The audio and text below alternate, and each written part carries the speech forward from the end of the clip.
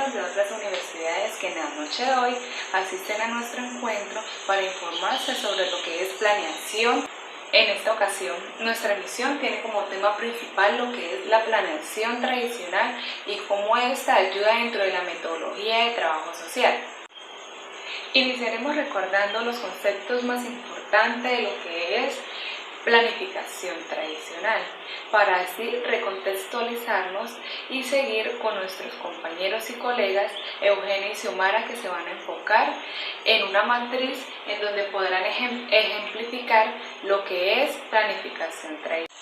Bueno, comenzaremos recordando en qué consiste la planificación familiar. La planificación familiar consiste en realizar inicialmente un diagnóstico, el cual es visto como una explicación global de la realidad.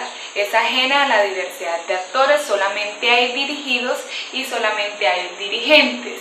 Y como si fuera poco, anuncia resultados precisos, ya que es una planificación rígida y completamente estética.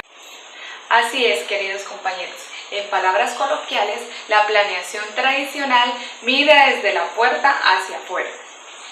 De acuerdo al libro Planeación por la modalidad de actualización de conocimientos del autor Luis Eduardo Salazar, quien es un peruano economista y ingeniero social, identifica la planificación tradicional y la divide en tres fases grandes.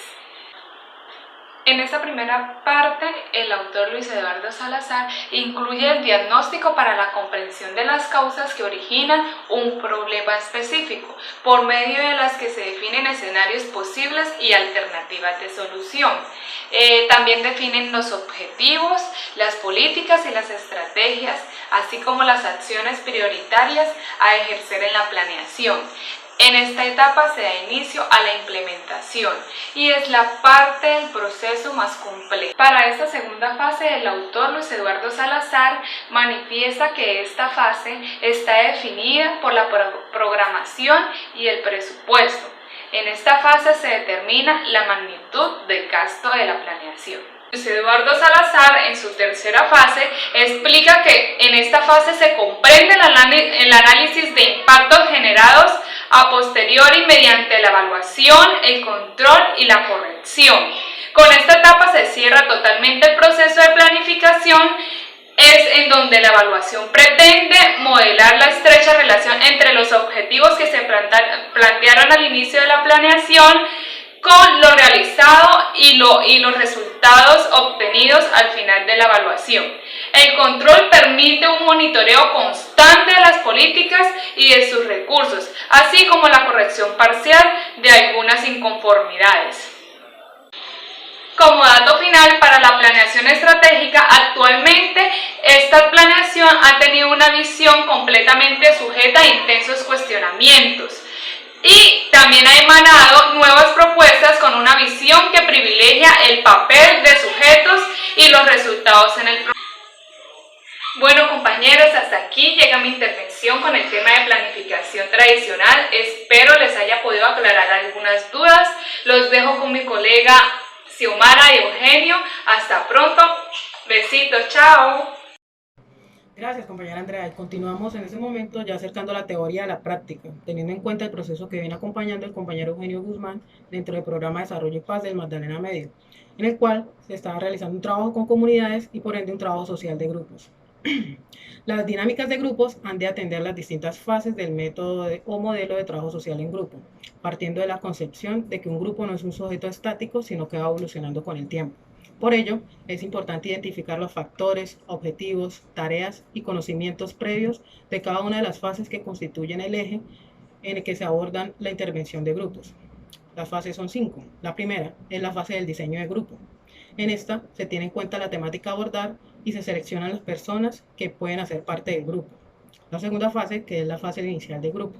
En esta se da la recolección de datos del grupo en sí y del medio en el que están inmersos las personas que están dentro del grupo. La tercera fase es la fase de transmisión o transición. En esta se sistematizan los datos recogidos sobre la vida de las personas y el grupo. También esto nos va a permitir establecer las características del grupo y su problema, el tipo de relaciones que existen entre los miembros y cuáles son las alternativas y prioridades para la intervención. La cuarta fase es la fase de trabajo y correspondencia. Esta se da la búsqueda y hallazgo de soluciones a la problemática mediante la ayuda institucional, autoayuda, rehabilitación o promoción. La quinta fase, que es la fase final, en esta se da la separación de los participantes del grupo. En esta el trabajador social servirá de conocimiento teórico en las distintas etapas del modelo, las cuales marcarán qué papeles desarrollan en cada momento adaptándose a las necesidades grupales existentes. Según Anderek, señala que el trabajo social de grupos es una intervención que se da en un conjunto de personas, que su propósito intenta el conocimiento individual del grupo y a través del grupo. El desarrollo del grupo hace tareas específicas que además debe tener en reflejo para su medio social, no solo en un grupo, sino también para afuera. Bueno, ahora continuamos, pues ya hablando directamente del proceso que el compañero Eugenio viene acompañando dentro del PDP, el cual es el apoyo al seguimiento de las mesas de búsqueda humanitaria en la región. Y este busca generar espacios de participación entre las familias víctimas de desaparición en razón de conflicto y sociedad, en el marco de la iniciativa de las mesas de búsqueda humanitaria que propone la Corporación de Desarrollo y Paz del Magdalena Medio, mediante la comunicación asertiva, intervención comunitaria, herramientas comunicativas y pedagógicas con el fin de garantizar un proceso de reconciliación en la región del Magdalena Medio. Dentro de esta matriz quisimos identificar o priorizar los objetivos, las brechas que se identificaron en el proceso, los pasos o actividades que se realizaron y los resultados obtenidos. Bueno, ya como tal, el primer objetivo que se manejó fue el de desarrollar espacios de sensibilización entre las familias víctimas de desaparición en el marco del conflicto, mediante actividades pedagógicas que permitieran generar un proceso de reconciliación. La brecha que se pudo identificar aquí fue la ausencia de información primaria para la elaboración del diseño de recolección de información de los actores principales que hacen parte de la mesa de víctimas.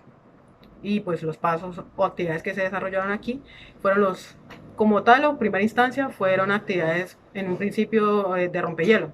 Los propósitos de estas actividades eran las de generar un ambiente de participación sin estigmatización, teniendo en cuenta que dentro de estas mesas de víctimas sus actores se encuentran víctimas, victimarios, instituciones y que hacen parte del gobierno también. Entonces también dentro de esto se buscaba promover el diálogo entre los participantes y reflexionar acerca de los temas que se propusieron dentro de la actividad. Y ya como resultados obtenidos se obtuvo el reconocimiento de personas e individuos y se dio la integración entre organizaciones y grupos que hacen parte de las mesas de búsqueda humanitaria. También se dio una mayor información a través de la recolección de datos cualitativos por medio de la actividad realizada, pues, lo cual en una primera instancia, en una primera actividad, fue muy importante para la elaboración de un primer análisis de la situación problema. Bueno, en este momento, para darle continuidad y adentrarnos más en la matriz, nos vamos con Eugenio Guzmán, que es nuestro reportero que se encuentra en zona rural del sur de Bolívar. Gracias a nuestra periodista Ángela Xiomara Caicedo por su información. Con la información se realizaron estrategias de visibilización para los diferentes procesos de búsqueda de mesa humanitaria y su impacto social.